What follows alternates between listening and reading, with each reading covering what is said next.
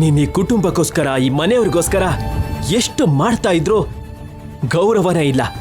ಕೊನೆಗೆ ನೀನೇ ದೋಷಿ ಆಗ್ತಿದೀಯ. ನಿನ್ ಸಂತೋಷಗಳನ್ನ ಸಾಯಿಸ್ಕೊಂಡು ಎಷ್ಟು ತ್ಯಾಗಗಳನ್ನ ಮಾಡಿದೀಯ. ಆದ್ರೂ ಸರಿ, ಕೊನೆಗೆ ನೀನೇ ಆರೋಪಗಳನ್ನ ಹೊರ್ತಿದೀಯ. ಅದು ಯಾರಿಗೂ ಅರ್ಥ ಆಗ್ತಿಲ್ಲ. ಅಕ್ಕ ಭಾವನ್ ದೃಷ್ಟಿಲಿ ಕೂಡ ನೀನ್ ತುಂಬಾ ಒಳ್ಳೆಯವಳ ಹಾಗೆ ಕಾಣಿಸ್ಕೊಂಡೆ. 4 ದಿನದಲ್ಲೇ ಆ ನಿಹಾರಿಕಾ ಇವ್ರನ್ನೆಲ್ಲ ಬದಲಾಯಿಸ್ಬಿಟ್ಲು. ಏನಕ್ಕ, ನಿಹಾರಿಕಾ 4 ಬಿಸ್ಕೆಟ್ ಬಿಸಾಕ್ದಾಗೆ ಯಾಕೆ ಅವಳ ಹಿಂದೆ ಬಾಲ ಅಲ್ಲಾಡ್ಸ್ಕೊಂಡು ಹೋಗ್ತಿದ್ದೀರಾ? ಏನ್ ಬಾವಾ, ನನಗಿಂತ ವಯಸ್ಸಲ್ಲಿ ದೊಡ್ಡವನಲ್ವಾ? ಕೃಷ್ಣಣ್ಣನ ನಿನ್ ಮಾತುಗಳಿಂದ ಯಾಕೆ ಬದಲಾಯಿಸಕ್ ಆಗ್ತಿಲ್ಲ? ಯಾಕೆ ನೀವೆಲ್ಲ ಹೋಗಿ ಅವ್ರ ತಪ್ಪುಗಳನ್ನ ವಹಿಸ್ಕೊಂಡು ಬರ್ತಿದ್ದೀರಾ? ನಮ್ ಜೀವನಾನೇ ಭಿಕ್ಷೆ ಬೇಡೋ ಜೀವನ ಆಗೋಗಿದೆ. ಈ ಮನೆ ಮೇಲೆ ಆಧಾರ ಪಟ್ಟು ಬದುಕೋ ಜೀವನ ಆಗೋಗಿದೆ. ನಾವು ಯಾರಿಗೆ ತಾನೇ ಬುದ್ಧಿ ಹೇಳಕ್ಕಾಗುತ್ತೆ? ಹೇಳಿದ್ರು ಯಾರು ಬದಲಾಗ್ತಾರೆ? ನೀವು ನನ್ನ ಮಗಳ ಬಗ್ಗೆ ಯೋಚನೆ ಮಾಡಿ. ಅಲ್ಟಿಮೇಟ್ ಆಗಿ ನೀವು ಹೇಳ್ತಿರೋದೇನು ಅಂದ್ರೆ, ಯಾರು ಏನಾದ್ರೂ ಪರವಾಗಿಲ್ಲ, ನಾವು ನಮ್ಮ ಮಗಳು ಚೆನ್ನಾಗಿದ್ರೆ ಸಾಕು ಅಂತ ಹೇಳ್ತಿದ್ದೀರಾ ಅಲ್ವಾ? ಅವ್ರ ಸ್ವಾರ್ಥನೇ ಮುಖ್ಯ. ಚೀಚಿ, ಏನ್ ಮನುಷ್ಯರೋ ಏನೋ. ಬಾವಾ, ನೀನ್ ಹೋಗು, ನಾನ್ ಮಾತಾಡ್ಕೊಂಡ್ ಬರ್ತೀನಿ.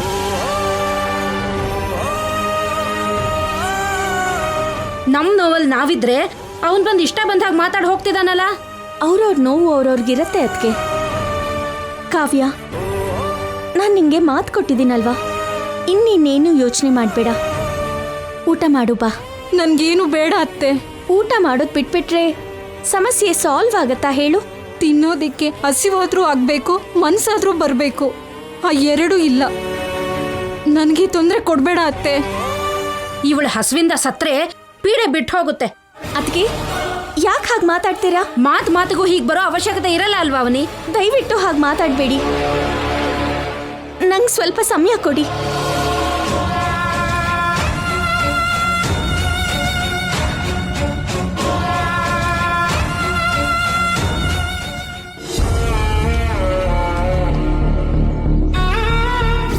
ಮೂಗುತಿ ವಿಷಯದಲ್ಲಿ ನೀನು 100 ಕಾರಣಗಳು ಹೇಳಿದ್ರು ಕೂಡ ಹಾಗೆ ಕೇಳೋದು ತಪ್ಪೇ.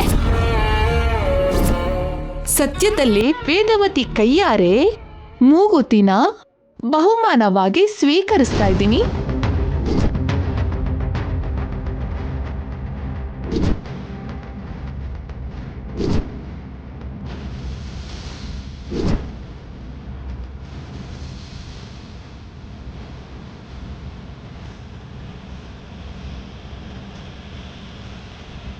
ಅವನಿ, ಏನು ಯೋಚನೆ ಮಾಡ್ತಿದ್ಯಾ? ನಾನು ಅಮ್ನೋರ್ನ ಕೈ ಕೊಟ್ಟಿದ್ದ ಕಾಲರುದ್ರ ಸತ್ತೋದ. ಕಾವ್ಯ ಏನೋ ಅತ್ತೆ ಮನೆಯಿಂದ ಬಂದಿದ್ದಾಳೆ. ನಿಹಾರಿಕಾ ಏನೋ ಮೂಗುತಿ ವಿಷಯದಲ್ಲಿ ಆರೋಪ ಮಾಡಿದ್ಲು.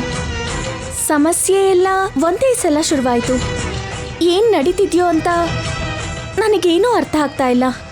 ಕಾವ್ಯ ಬಂದಿದ್ದು ನಿಹಾರಿಕಾ ಮೂಗುತಿ ವಿಷಯದಲ್ಲಿ ನಿನ್ನ ಬ್ಯಾಡ್ ಮಾಡಿದ್ರ ಬಗ್ಗೆ ಯೋಚನೆ ಮಾಡಬೇಡ. ನಿನ್ನ ನಿಜವಾದ ಸಮಸ್ಯೆ ಸೌಮ್ಯನ ಕಿಡ್ನಾಪರ್ಸಿಂದ ಬಿಡಿಸಿದ್ದು. ಅದಕ್ಕೋಸ್ಕರ ಡೂಪ್ಲಿಕೇಟ್ ವಿಗ್ರಹನ ಕೊಟ್ಟು ಬಿಡಿಸ್ಕೊಂಡ್ವಿ. ಸೊ ಮೇನ್ ಪ್ರಾಬ್ಲಮ್ ಸಾಲ್ವ್ ಆಯ್ತು. ಇನ್ನಿನ ಅನಾವಶ್ಯಕವಾಗಿ ಯೋಚನೆ ಮಾಡಬೇಡ. ಸೌಮ್ಯ ಸಮಸ್ಯೆ ತೀರಿದ ತಕ್ಷಣ ಮತ್ತೊಂದೆರಡು ದೊಡ್ಡ ಸಮಸ್ಯೆ ಬಂದ ಹಾಗೆ ಅಲ್ವಾ ಬಾವ? ಹೇಗಾದ್ರೂ ಕಾವ್ಯನ ಗಂಡನ ಮನೆಗೆ ಕಳಿಸ್ಬೇಕು. ಹಾಗೇನೆ ಮೂಗುತಿ ವಿಷಯದಲ್ಲಿ ಬಂದಿರೋ ಆರೋಪನ ಸರಿ ಮಾಡ್ಕೋಬೇಕು. ನಿಹಾರಿಕಾಗೆ ಮೂಗುತಿ ಸಿಗ್ಬಾರ್ದು ಅಂತ ನಾನು ಆ ರೀತಿ ಪ್ಲಾನ್ ಮಾಡಿದ್ದೀನಿ ಅಂತ ಎಲ್ಲರೂ ಅನ್ಕೋತಿದ್ದಾರೆ. ನನ್ನ ಮೇಲಿರೋ ಒಳ್ಳೆ ಅಭಿಪ್ರಾಯ ಒಂದೇ ಸಲ ನೀರಲ್ಲಿ ಹೋಮ ಮಾಡ್ದಾಗಾಯ್ತು. ಅದೇ ನೋವಾಗ್ತಾ ಇದೆ ಬಾವ. ಇದು ಇಲ್ಲಿಗೆ ನಿಲ್ಲತ್ತೋ ಇನ್ನೂ ಎಂಥ ಸಮಸ್ಯೆ ಬರುತ್ತೋ ಅರ್ಥ ಆಗ್ತಾ ಇಲ್ಲ. ಅಷ್ಟಕ್ಕೂ ನನಗೆ ಯಾಕೆ ಹಿಂಗೆ ನಡೀತಾ ಇದೆ? ನೀನು ಎಷ್ಟು ಒಳ್ಳೆಯವಳು ಅಂತ ಇನ್ನೂ ಗೊತ್ತಾಗೋದಕ್ಕೇನೆ ಇಂಥ ಪರೀಕ್ಷೆಗಳು ಶುರುವಾಗ್ತಾ ಇರೋದು. ನನ್ನ ಹೆಂಡತಿ ಇಂಥ ಪರೀಕ್ಷೆಗಳನ್ನ ದಾಟ್ಕೊಂಡು ಮುಂದೆ ಹೆಜ್ಜೆ ಇಡ್ತಾಳೆ ಅನ್ನೋ ನಂಬಿಕೆ ನನಗಿದೆ. Everything will be all right, don't worry. ಇನ್ನು ಎಷ್ಟು ಕಾಲ ನಿಹಾರಿಕಾ ಜೊತೆ ಹೋರಾಟ? ಮನೆಯಿಂದ ಕೆಟ್ಟದನ್ನ ಪೂರ್ತಿಯಾಗಿ ಕಳಿಸ್ಬೇಕು ಅಂತ ಕಂಕಣ ಕಟ್ಕೊಂಡಿದ್ಯಾ ಅಲ್ವಾ? ಆ ಕೆಟ್ಟದ್ದು ಪೂರ್ತಿಯಾಗಿ ಹೊರಗಡೆ ಹೋಗೋವರೆಗೂ. ಎಷ್ಟೇ ಸಲ ಕಳಿಸ್ಬೇಕು ಅಂತ ನೋಡಿದ್ರು ಹೊರಗಡೆ ಹೋದ ಹಾಗೆ ಹೋಗಿ ಮತ್ತೆ ವಾಪಸ್ ಮನೆಗೆ ಬಂದು ಕೂತ್ಕೊಂತಾ ಇದೆ. ಶನಿದೇವನಿಗೆ ಭಯಪಟ್ಟು ಶಿವನಂತವ್ರೆ ಗಿಡ ಮರಗಳ ಮಧ್ಯೆ ಬಚ್ಚಿಟ್ಕೊಂಡಿದ್ರು ಅಂತ ಎಲ್ಲೋ ಓದಿದ್ದೆ. ಒಂದೊಂದ್ಸಲ ಕೆಟ್ಟದಕ್ಕೆ ಅಷ್ಟು ಬಲ ಇರತ್ತೆ, ಅಷ್ಟು ಮಾತ್ರಕ್ಕೆ ಅದು ಶಾಶ್ವತವಾಗಿ ಇರೋದಿಲ್ಲ.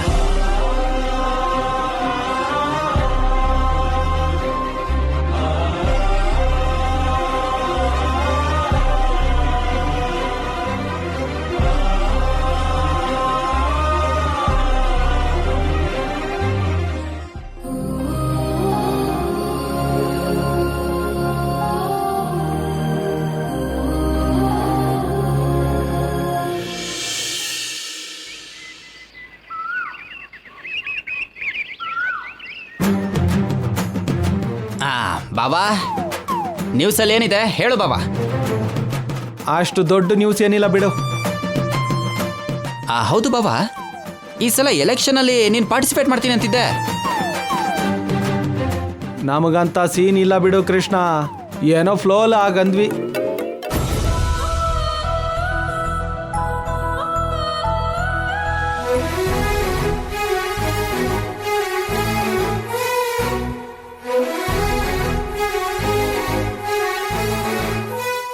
ರೈತರು ಬಂದಿದ್ದಾರೆ, ಗುತ್ತಿಗೆ ದುಡ್ಡು ತಂದಿರ್ತಾರೆ. ಹೌದು ಬಾಬಾ, ಚೀಲ ನೋಡು ದೊಡ್ಡದಾಗಿ ಕಾಣಿಸ್ತಾ ಇದೆ.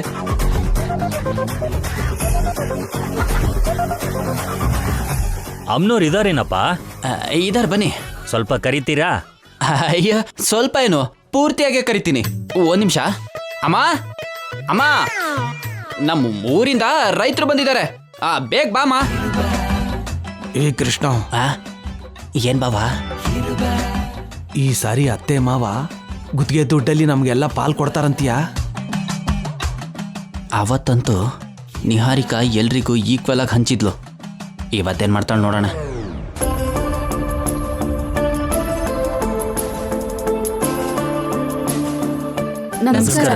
ನಮಸ್ಕಾರ, ಚೆನ್ನಾಗಿದ್ದೀರಾ? ನಿನ್ನೆವರೆಗೂ ಚೆನ್ನಾಗೇ ಇದ್ವಮ್ಮ. ನಾಳೆ ದಿನ ಹೇಗ್ ಬರುತ್ತೋ ಹೇಳೋಂಥ ಪರಿಸ್ಥಿತಿಲಿ ಇಲ್ಲ ನಾವು. ಯಾವಾಗ ಬಂದರೂ ಕೂಡ ನೀವೆಲ್ಲರೂ ತುಂಬ ಸಂತೋಷದಿಂದ ಇರ್ತಿದ್ರಿ. ಇವತ್ತೇನಾಯ್ತು? ಯಾಕೆ ಹೀಗಿದ್ದೀರಿ? ಯಾವಾಗ ಬಂದ್ರು ಯಾವುದೋ ಜಾತ್ರೆಗೋ ಕರೆಯೋದಕ್ಕೆ ಇಲ್ಲ ದುಡ್ಡು ಕೊಡೋದಕ್ಕೆ ಬರ್ತಿದ್ವಿ. ಈ ಸಾರಿ ದುಡ್ಡು ಕೊಡೋದಕ್ಕಾಗ್ಲಿ ಜಾತ್ರೆ ಕರೆಯೋದಕ್ಕಾಗ್ಲಿ ಬಂದಿಲ್ಲ ಅಮ್ಮ. ನೀವಿಷ್ಟೊಂದು ಬೇಜಾರಲ್ಲಿ ಮಾತಾಡಿದ್ದನ್ನ ನಾನ್ ಯಾವತ್ತೂ ನೋಡಿಲ್ಲ. ಏನಾಯ್ತು ಸುಬ್ರಹ್ಮಣ್ಯ? ರಾತ್ರಿ ಬೆಳೆ ಎಲ್ಲ ನಾಶ ಆಯ್ತಮ್ಮ.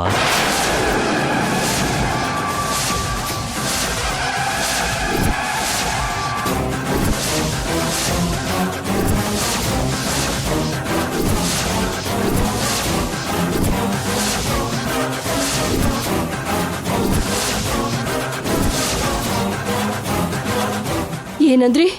ಹೌದಮ್ಮ, ಎಷ್ಟೋ ವರ್ಷಗಳಾದ್ಮೇಲೆ ಇವತ್ತು ಮತ್ತೆ ನೋಡಿದ್ವಿ. ಏನಾಯ್ತು ರೀ? ಹಸಿರು ಬಣ್ಣದ ಹಾಕಿರೋ ಹಾಗಿದ್ದ ಹೊಲಗಳ ಮೇಲೆ ಇದಕ್ಕಿದ್ದಾಗೆ ಮಿಡತೆ ದಾಳಿ ಮಾಡಿದೆ.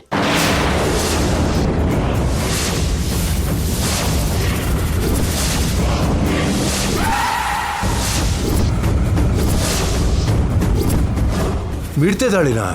ಹೌದು ಯಜಮಾನ್ರೆ, ನಮ್ಮೆಲ್ಲರ ಮೇಲೆ ಏನೋ ದ್ವೇಷ ಇದ್ದಂಗೆ ಒಂದೇ ಸರಿ ಬಂದು ದಾಳಿ ಮಾಡಿದ್ವು. ಹಸಿರಾದ ಬೆಳೆಗಳು ನಾಶ ಆಗೋಯ್ತು. ಬೇಕು ಅಂದ್ರೆ ನೋಡಿ.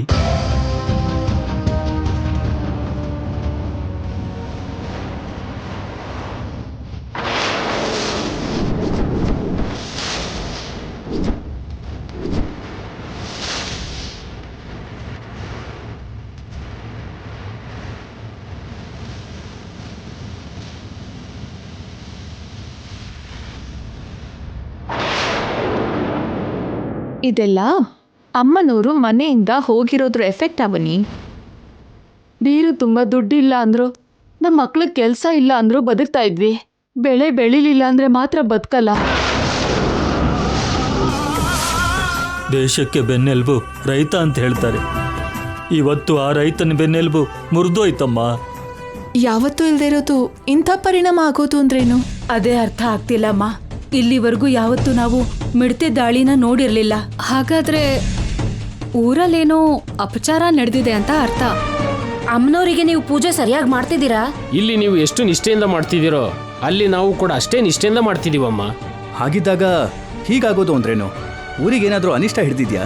ನೀವು ನಿಜ ಹೇಳ್ತಿದ್ದೀರಾ ಇಲ್ಲ ಅಂದ್ರೆ ಗುತ್ತಿಗೆ ದುಡ್ಡು ಹೊಡ್ಕೊಳ್ಳೋದಕ್ಕೆ ನೀವು ಸುಳ್ಳು ಹೇಳ್ತಿದ್ದೀರಾ? ನೀನ್ ಹೇಳೋದು ನಿಜಾನೇ ಬಾವಾ. ಹಾ, ಬಾಯ್ ಮುಚ್ಚಿ. ಇಲ್ಲಿವರೆಗೂ ಯಾವತ್ತೂ ಅಂತ ತಪ್ಪನ್ನ ಮಾಡಿಲ್ಲ. ಅಗತ್ಯ ಇದ್ರೆ ಕೇಳಿ ತಗೊಳ್ಳೋರು, ಇಲ್ಲಾಂದ್ರೆ ನಾವೇ ಅವ್ರಿಗೆ ಏನ್ ಬೇಕು ಅಂತ ಕೇಳಿ ಕೊಡ್ತಿದ್ದೋ. ಯಾವತ್ತಾದ್ರೂ 5 ಪೈಸಕ್ಕೂ ಅವ್ರು ಆಸೆ ಪಟ್ಟವ್ರಲ್ಲ. ತಪ್ಪಾಗಿ ಮಾತಾಡಬೇಡಿ.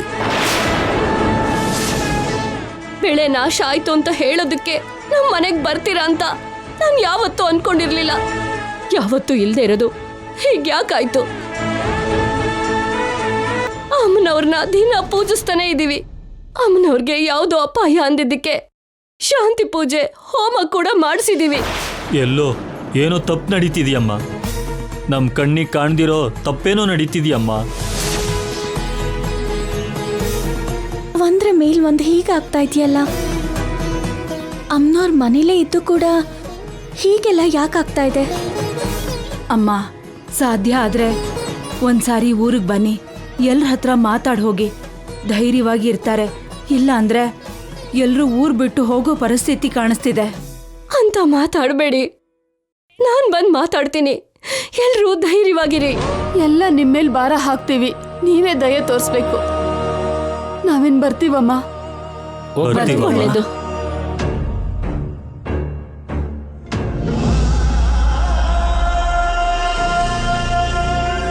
ಅಮ್ಮನವ್ರಿಗೇನೋ ಅಪಶಕುನ ಆಗ್ತಿರೋ ಹಾಗಿದೆ ಅತ್ತೆ, ಅದಕ್ಕೆ ಹೀಗಾಗ್ತಿದೆ.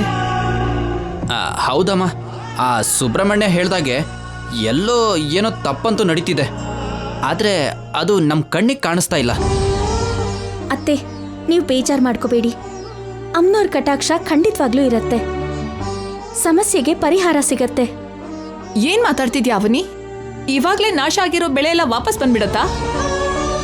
ಬರ್ದೇ ಇರ್ಬೋದು ನಿಹಾರಿಕಾ. ಹಾಗಂತ ಬೇಜಾರ್ ಮಾಡ್ಕೊಂಡು ಕೂತ್ಕೊಂಡ್ರೆ ಮಾತ್ರ ಬಂದ್ಬಿಡತ್ತಾ? ಹಳ್ಳಿಯವ್ರಿಗೂ ಯಾರಿಗೂ ಕಷ್ಟ ಆಗದಾಗೆ ಇಮಿಡಿಯೇಟ್ ಆಗಿ ಆಲ್ಟರ್ನೇಟ್ ಏನಾದ್ರೂ ಯೋಚನೆ ಮಾಡಬೇಕು. ಈ ನಡುವೆ ಹೊಸ ಹೊಸ ಸಮಸ್ಯೆಗಳೆಲ್ಲ ಬರ್ತಿದ್ಯಲ್ಲ.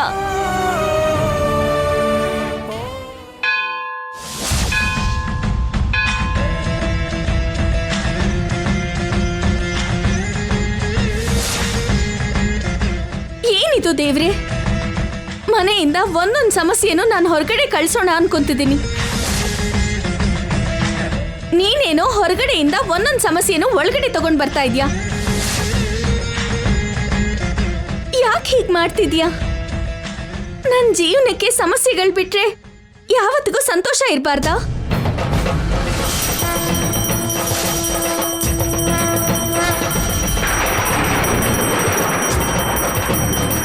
ಹರ ಹರ ಮಹಾದೇವ, ಹರ ಹರ ಮಹಾದೇವ, ಹರ ಹರ ಮಹಾದೇವ. ಸಮಸ್ಯೆಗಳು ನಿರಂತರ ಹಿಂಬಾಲಿಸ್ತಾನೆ ಇದೆ. ಈ ಜೀವನಕ್ಕೆ ವಿಶ್ರಾಂತಿ ಅನ್ನೋದೇ ಇಲ್ವಾ? ನನಗಿನ್ನು ಆನಂದ ಕ್ಷಣಗಳೇ ಇಲ್ವಾ? ನನ್ನ ಕುಟುಂಬ ಇನ್ನು ಸಮಸ್ಯೆಗಳಿಂದ ಪಾರಾಗೋದಿಲ್ವಾ? ನಾನು ನಿತ್ಯ ಪೂಜೆ ಮಾಡ್ತಾ ಅನ್ನಪೂರ್ಣ ದೇವಿನ ಆರಾಧಿಸ್ತಾ ಇದ್ದೀನಿ. ಆದ್ರೂ ಸರಿ, ಯಾಕೆ ಹೀಗೆ ನಡೀತಾ ಇದೆ?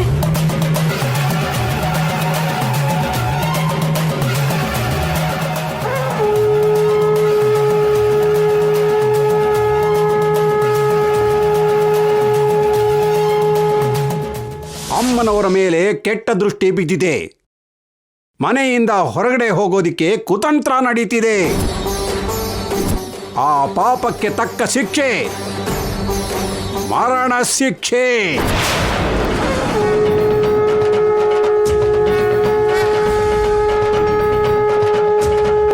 ನಮಸ್ಕಾರ ಸ್ವಾಮಿ.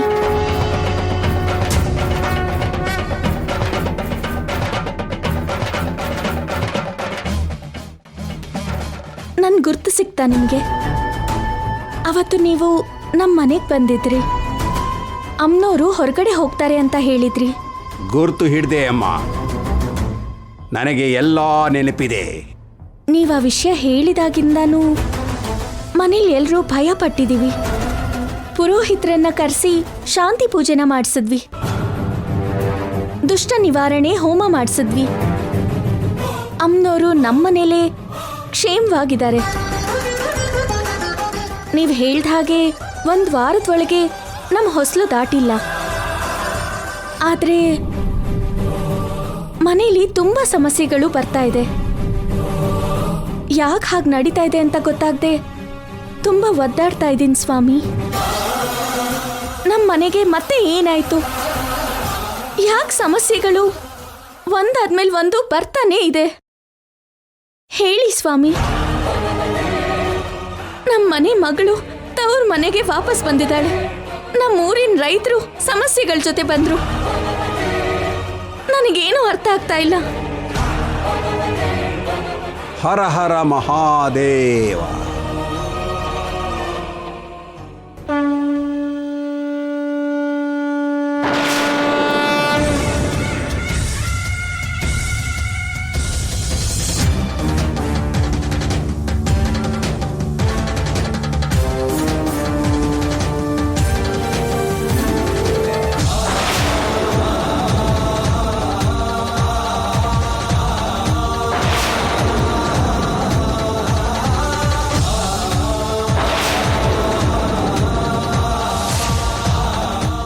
ತಪ್ಪು ನಡೆದೋಗಿದೆ ಅಮ್ಮ.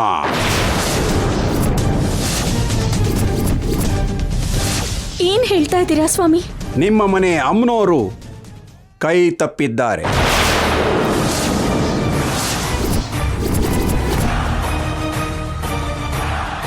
ಅಂದ್ರೆ 1 ವಾರದೊಳಗೆ ವಿಗ್ರಹ ದುಷ್ಟರ ಕೈಗೆ ಹೋಗತ್ತೆ ಅಂತ ಹೇಳಿದ್ನಲ್ವಾ, ಅದೇ ನಡೆದಿದೆ. ಅಮ್ಮನವರು ನಿಮ್ಮ ಮನೆಯಿಂದ ಹೊರಗಡೆ ಹೋಗಿದ್ದಾಳೆ. ಇಲ್ಲ ಇಲ್ಲ ಸ್ವಾಮಿ, ನೀವು ತಪ್ಪು ತಿಳ್ಕೊತಾ ಇದ್ದೀರಾ. ನಮ್ಮ ಅಮ್ಮನವರು ನಮ್ಮ ಮನೇಲೇ ಇದ್ದಾಳೆ, ಹೊರಗಡೆ ಹೋಗಿಲ್ಲ. ಅದಕ್ಕೆ ನಾನೇ ಪ್ರತ್ಯಕ್ಷ ಸಾಕ್ಷಿ. ನೀನು ನೋಡ್ತಿರೋದೆಲ್ಲ ನಿಜ ಅಲ್ಲ.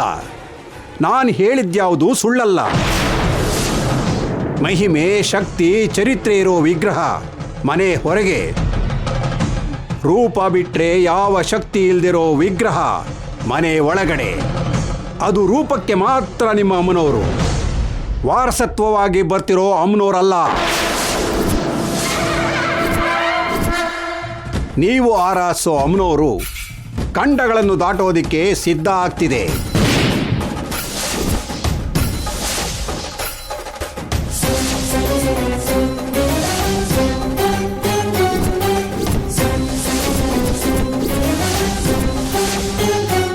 ಇದು ಸ್ವಯಂಕೃತ ಅಪರಾಧನೆ, ನಿಜಕ್ಕೂ ಸ್ವಯಂಕೃತ ಅಪರಾಧನೆ. ಹಸಿರಾದ ಕುಟುಂಬದಲ್ಲಿ ಪ್ರಳಯ ಮುಂದೆ ಮುಂದೆ ಇನ್ನೂ ಬರುತ್ತೆ. ನೀವೆಲ್ಲರೂ ಅಮ್ಮನವರ ಅನುಗ್ರಹಕ್ಕೆ ದೂರ ಆಗಿದ್ದೀರ. ನಿಮ್ಮ ಮನೆಯಲ್ಲಿರೋದು ಪೂಜೆನ ಪಡ್ಕೊಳ್ಳೋಕ್ಕೆ ಅರ್ಹತೆ ಇಲ್ದಿರೋ ವಿಗ್ರಹ. ನನ್ನ ಮಾತು ಸತ್ಯ. ಕರ್ಮಫಲ ಅನುಭವಿಸದೆ ತಪ್ಪಲ್ಲ. ಹರ ಹರ ಮಹಾದೇವ, ಹರ ಹರ ಮಹಾದೇವ.